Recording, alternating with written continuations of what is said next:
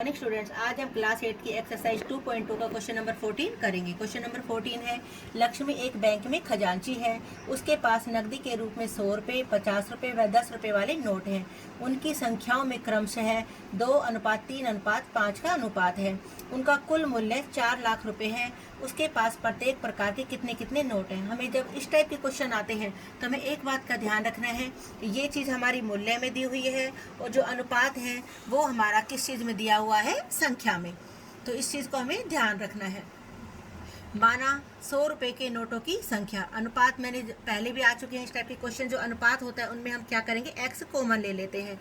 तो 100 रुपये वाले नोट हो गए हमारे 2x, 50 रुपये वाले नोट हो गए हमारे 3x और 10 रुपये वाले नोट हमारे कितने हो गए, हमारे 5x।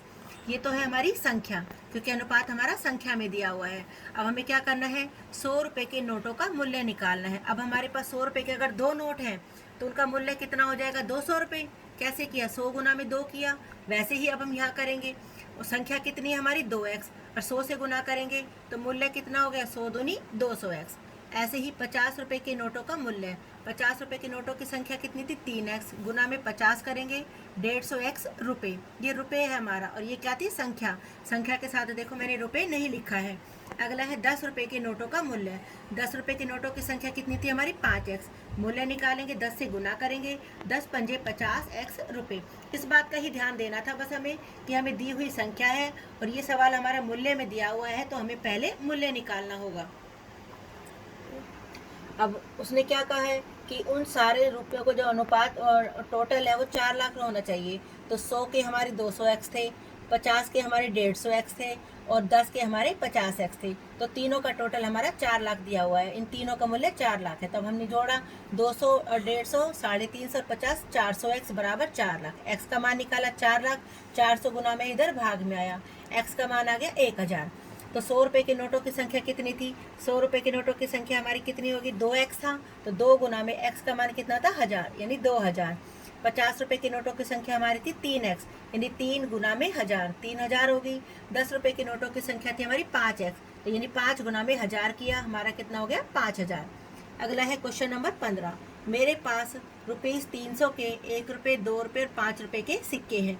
2 रुपये वाले सिक्कों की संख्या 5 रुपये वाले सिक्कों की संख्या की 3 गुना है।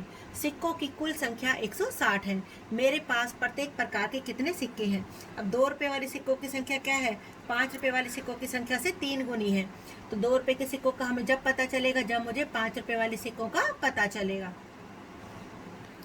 तो हमने क्या किया, माना 5 रुपये वाले सिक्कों की संख्या x हो गई। तो 2 रुपये वाले सिक्कों की संख्या कितनी थी, 5 रुपये वालों से 3 गुनी। तो 5 वाली कितनी थी, x, तो उसका 3 गुना हो गया 3x।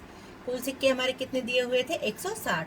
अभी हमारे 1 रुपये वाले सिक्के भी हैं, तो 1 रुपये वाले सिक्कों की संख्या कैसे निकालेंगे, हमारे टोटल सिक्के कितने थे, 160। उसमें से हम घटा देंगे किसके, 5 रुपये और 2 रुपये वाले सिक्कों की संख्या। तो 5 रुपये वाले सिक्के थे x और 2 रुपये वाले सिक्के कितने थे, 3x। तो 160 में से 3x और x को घटाया, कितना हो गया, 4x। 160 घटा में 4x। तो 5 रुपये वाले सिक्कों का मूल्य अभी पहले वाले सवाल की तरह हो गया। 5 रुपये वाले सिक्कों का मूल्य, 5 रुपये के सिक्के कितने थे, x, मूल्य निकालेंगे, 5 से गुना किया, 5x रुपये।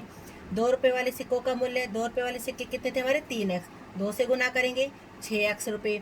1 रुपये वाले सिक्कों का मूल्य, 1 रुपये वाले सिक्कों की संख्या कितनी थी, 160 घटा में 4x। इसकी हमने किससे गुना करी, 1 से। तो ये हो गया 160 घटा में 4x रुपये। अब सिक्कों का कुल मूल्य हमें कितना दिया हुआ था, 300 रुपये। तो अब हम क्या करेंगे, जितने भी हमारे मूल्य आए, 5 के, 2 के और 1 के, इन तीनों का टोटल हम किसके बराबर कर देंगे, 300 के।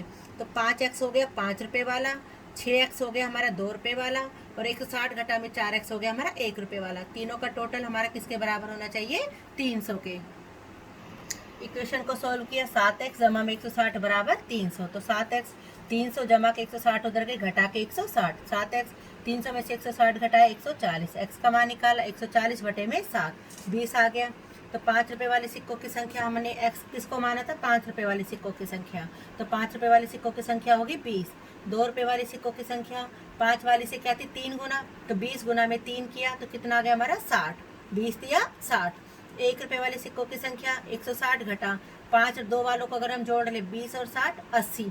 तो बाकी हमारे किसके बच जाएंगे, 1 रुपये वाले सिक्के। तो 160 में से हमने 80 घटा दिया, 80 हमारे किसके बच गए, 1 रुपये वाले सिक्के। अब आते हैं हमारा क्वेश्चन नंबर 16। एक निबंध प्रतियोगिता में आयोजकों ने तय किया कि प्रत्येक विजेता को 100 रुपये और विजेता को छोड़कर प्रत्येक प्रतिभागी को 25 रुपये पुरस्कार के रूप में दिए जाएंगे। यदि पुरस्कारों में बांटी गई राशि 3000 रुपये थी और कुल 63 प्रतिभागियों में विजेताओं की संख्या ज्ञात करो। तो हमारी कुल कितनी राशि बांटी गई थी? 3000 रुपये। और कितने प्रतिभागी थे? 63। उसमें से हम मान लेते हैं जो हमारे जीते हैं विजेताओं की संख्या कितनी होगी? x।